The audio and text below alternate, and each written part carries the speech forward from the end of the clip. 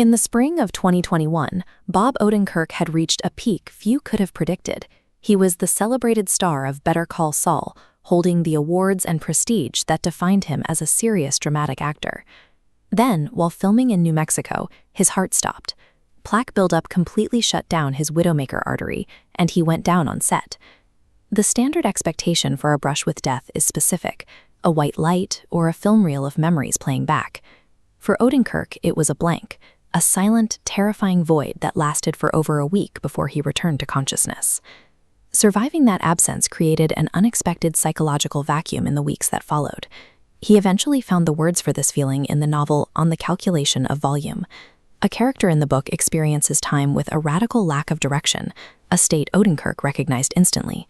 It's a state of floating gently, traveling on an open ticket with no itinerary and no goal to catch. This stands apart from our default mode, the circling raptor, poised to spring and obsessed with getting the next thing. Odenkirk watched the world with a temporary freshness, knowing the feeling would fade as the rhythm of a career returned. He emerged with a desperate desire to remember how to live without the pressure of purpose. This newfound philosophy of presence is an outlier for someone with Odenkirk's career trajectory. He spent decades obsessed with niche sketch comedy, writing and performing for cult hits like Mr. Show. He then pivoted into one of television's most acclaimed dramatic leads. In his 60s, he pivoted again, training to become a blood-spattered action hero.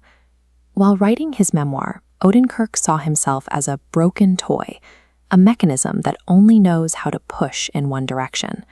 Massive success across different genres builds a raptor mindset, trapping the achiever in a cycle of perpetual ambition.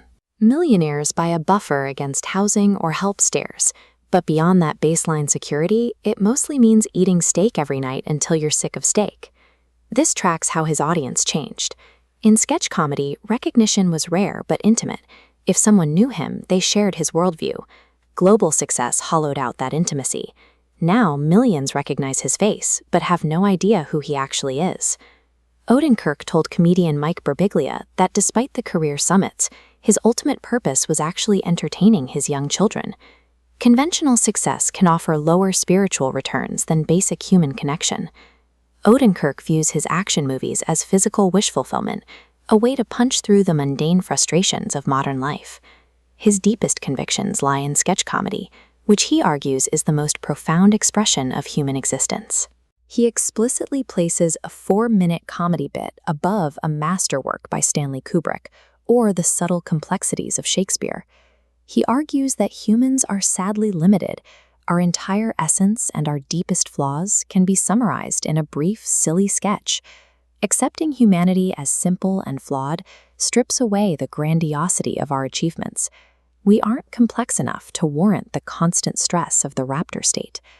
This comedic perspective aligns with the vital lesson of the silence he felt after his heart attack.